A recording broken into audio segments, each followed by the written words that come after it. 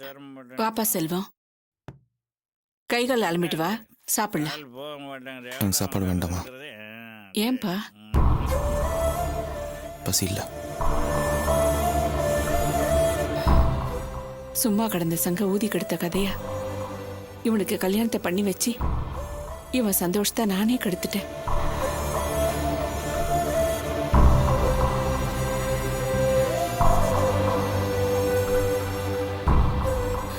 என்னம்மா புலம்பிட்டு இருக்க? உங்க அண்ணன் செல்வத்தை சாப்பிட கூப்பிட்டேன். அவன் சாப்பாடு வேண்டான்னு சொல்லிட்டு உள்ள போயிட்டான்.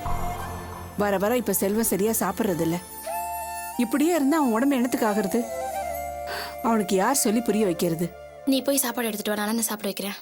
எப்படியாவது உங்க அண்ணனை சாப்பிட வச்சு. சரிம்மா, நீ எடுத்து கொடு.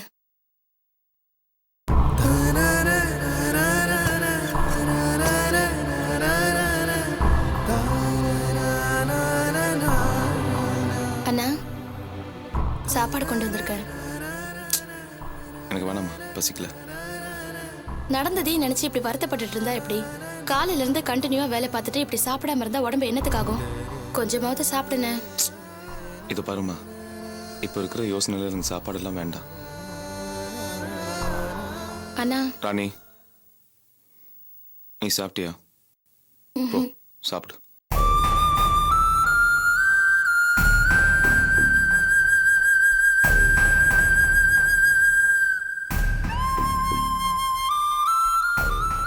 என்னம்மா, உங்க அண்ணன் சாப்பிடலையா?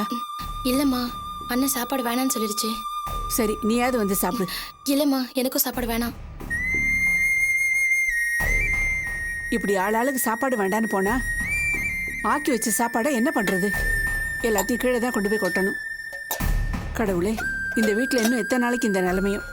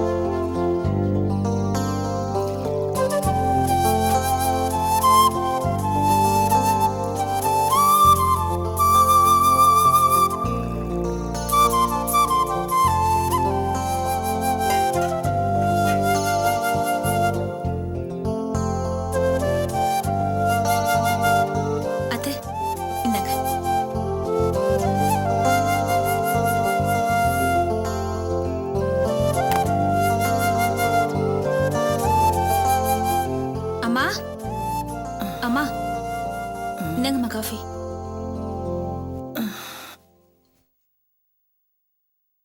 என்னம்மா காஃபி சாப்பிடுமா?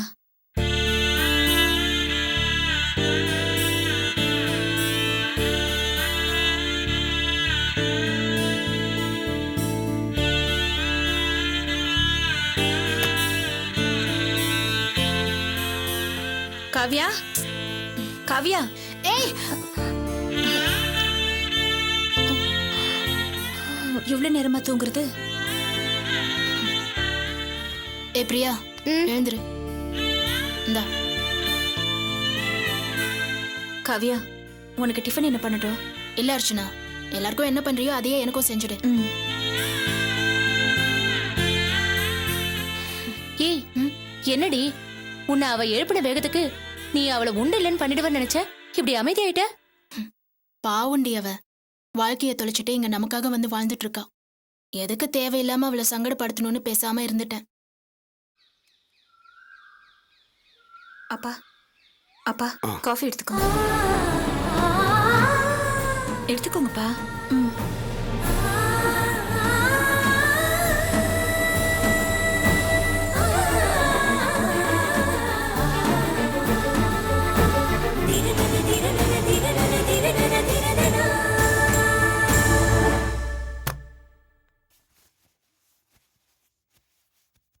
அண்ணா, காஃபி. அண்ணி, அண்ணி, அண்ணி எந்திரிங்க அண்ணி, உங்களுக்கு ஆபீஸ்க்கு டைம் ஆச்சு. இந்தாங்க காஃபி குடிங்க. ரம்யா குட்டி, ரம்யா குட்டி, எந்திரிடா. அவளை எழுப்பி நான் குடிக்க சொல்றேன், நீ போய் சமையல் வேலையை பாரு. சரிங்க அண்ணி.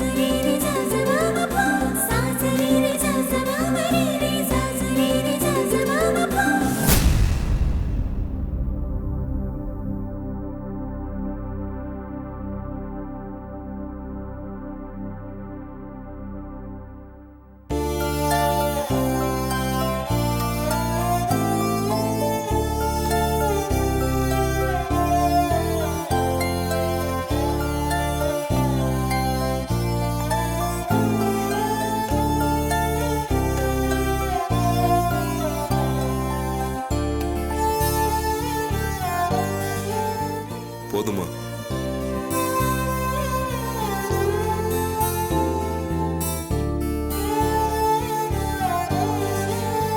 அம்மா, அம்மா, மாத்திரை போடுறதுக்கு டைம் ஆச்சு, வந்து சாப்பிடுமா. வாமா.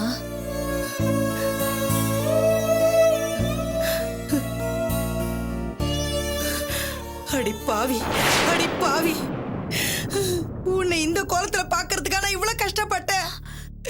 ஐயோ ஐயோ ஐயோ, கடவுளே கடவுளே. என்னமாச்சு? நான் போகாத கோயில் இல்ல, இல்லாத விரதம் இல்ல, வேண்டாத தெய்வம் இல்ல.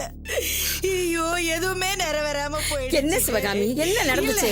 இல்ல இல்ல, கடவுளே இல்ல, கடவுளே இல்ல, கடவுளே இல்ல. என்ன சிவகாமி? நான் என்னன்னு நீ சொல்லுவேன்? இவளை பாருங்க நீ, இவளை பாத்தீங்களா? நீ இவளை பாத்தீங்களா? ஒவ்வொரு நாளும் காலையில 5 மணில இருந்து ஓடி ஓடி ஓடி ஓடி இந்த வீட்டுக்கு வேலைக்காரியா இருந்தாலே, கல்யாணத்துக்கு அப்புறமாவது போற இடத்துல மகாராணி மாதிரி வாழணும் தானே நீ. இவளுக்கு நான் பார்த்து பார்த்து கல்யாணத்தை பண்ணினேன். இந்த பாவி மவ கல்யாணத்துக்கு அப்புறமா இந்த வீட்லயே வேலைக்காரியா இருக்கிறாளே, நான் என்ன பண்ணுவேன்? ஐயோ, என்னால தாங்க முடியலையே. முடியலையே. நல்லதுன்னு இருக்கேன், நான் இங்க சந்தோஷமா தானே இருக்கேன். என்ன, என் கழுத்துல தாலி மட்டும் தான் வித்தியாசம். மத்தபடி நான் பழைய அர்ச்சனாவதாமா இருக்கேன். அழாதம்மா. ஐயோ நீ அழாதம்மா. இங்க பாரு, நீ முதல்ல கண்ணத்தோட. டாக்டர் என்ன சொல்லிருக்காங்க? நீ அழக்கூடாது, எமோஷன் ஆகக்கூடாதுன்னு சொல்லிருக்காங்க இல்லையா? கண்ணத்தோடமா. என் பொண்ண பாருங்க அண்ணி. அம்மா அழாதம்மா. எப்படி வெகுளியா பேசுற பாத்தீங்களா? அம்மா நீ உன் தங்கச்சிய பாத்தியாடா? அழாதம்மா. இங்க பார், அர்ச்சனாக்காக நீ வேண்டாத தெய்வம் இல்ல, இருக்காத விரதம் இல்லன்னு சொன்னல. ஆமாமா, அந்த தெய்வம் தான் அர்ச்சனாக்கு ஒரு நல்ல வாழ்க்கையை ஏற்படுத்தி கொடுத்துருக்கு. இங்க பாருமா, அர்ச்சனாவோட வாழ்க்கையே இப்போ உன் கையில தாமா இருக்கு. இந்த நிலைமை இப்படியே நீடிக்க விடக்கூடாதுமா. இதுக்கு ஒரு நல்ல முடிவு எடுத்தாகணும். அர்ச்சனாவை நம்ம வீட்டிலே வச்சிருக்கிறது முறையில்லம்மா. இதைத்தானடா நானும் சொல்லிக்கிட்டு இருக்கேன். நான் சொல்றதை யார் கேட்டாங்க? கட்டி கொடுத்த பொண்ணை எவ்வளவு நாள் நம்ம வீட்லயே வச்சிருக்க முடியும்? பத்தாத்துக்கு வந்தவங்கள திட்டி அனுப்பிச்சாச்சு. இனிமே என்ன செய்யறது? அம்மா, ஒரு நல்ல முடிவா சொல்லுமா. இப்ப என்னதாண்ட செய்யணுங்கிறீங்க? என்ன செய்யணுங்கிறீங்க?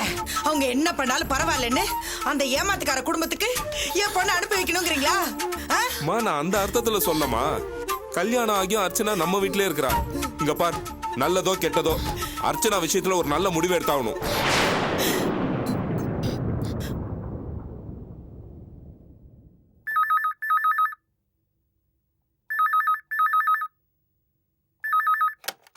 ஹலோ.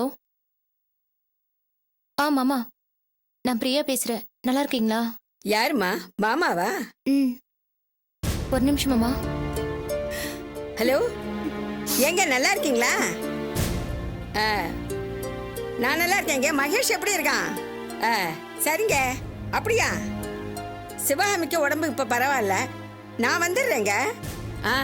சரிங்க, நான் கிளம்பிடுறேன். அப்ப வச்சுட்டுமா? சரி.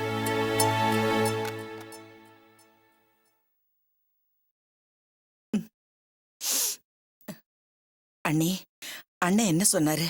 அவருக்கு என்ன வேலை? ஹோட்டல் சாப்பாடு உடம்புக்கு ஒத்துக்கலையா? என்ன உடனே புறப்பட்டு வர சொல்றாரு. அதான்.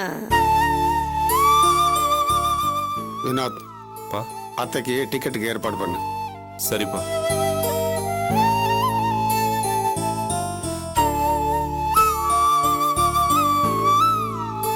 வாமா, வந்து சாப்பிடு. வா வா.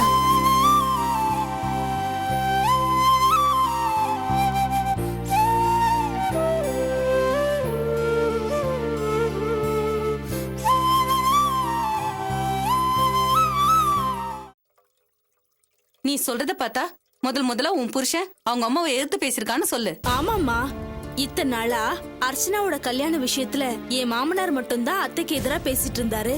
அப்பெல்லாம் எங்க அம்மா ஆசைப்படுறதுல என்ன தப்பு இருக்குன்னவரு இன்னைக்கு முதல் தடவையா அர்ச்சனாவை இந்த வீட்டுல வச்சிருக்கிறது சரியில்லைன்னு அம்மாவோட ஆசைக்கு எதிர்ப்பு தெரிவிச்சிருக்காரு. அவர் இப்படி பேசுனதுல எனக்கு சந்தோஷமாவும் இருந்தது, அதே நேரத்துல ஆச்சரியமாவும் இருந்ததுமா. என்னம்மா யோசிக்கிற? இது நல்லா இருக்கே. இத வச்சே நீ உன் புருஷனோட சேர்ந்துடலாமே. அது எப்படிமா முடியும்? முடியும். எப்போ உன் புருஷன் வாயில இருந்து இப்படி ஒரு வார்த்தை வந்துச்சோ அப்பவே அர்ச்சனாவை அவ புருஷன் வீட்டுக்கு அனுப்பணும்னு முடிவு பண்ணிட்டாருன்னு தானே அர்த்தம். சரிம்மா, நீ சொல்றதும் சரிதான். அப்படியே பார்த்தாலும் அர்ச்சனாவும் செல்வமும் தான் சேர்ந்து வாழ முடியுமே தவிர நான் எப்படிமா சேர்ந்து வாழ முடியும்? என்னடி நீ ஏன் பொண்ணா இருந்துகிட்டு புரியாதவளா இருக்க? அர்ச்சனாவுக்கு இந்த கல்யாணத்தை ஏற்பாடு பண்ணதே நீதானும் உன் புருஷனுக்கு நல்லா தெரியும்.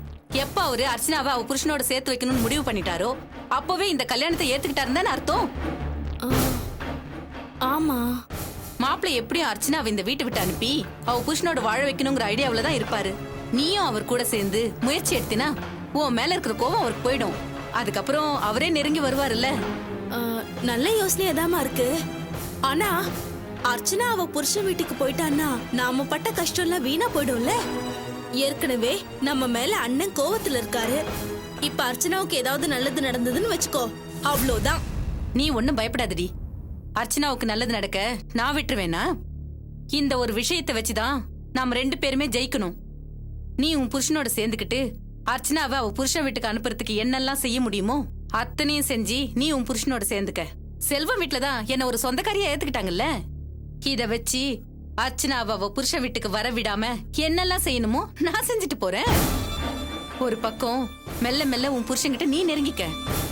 இந்த பக்கம் காலத்துக்கும் அர்ச்சனா செல்வத்தோட சேர விடாம நான் பாத்துக்கிறேன். உன் பிளான் எல்லாம் நல்லதாமா இருக்கு. ஆனா இது எனக்கு எங்க இருந்து ஆரம்பிக்கிறதுன்னு தான் புரியல. நான் சொல்றேன். வெள்ளிக்கிழமை உன் புருஷன் அம்மன் கோயிலுக்கு போவார் இல்ல? ஆமா. இந்த வெள்ளிக்கிழமை உன் புருஷனுக்கு முன்னாடி நீ போய் நான் சொல்ற மாதிரி செய். இது பாரு.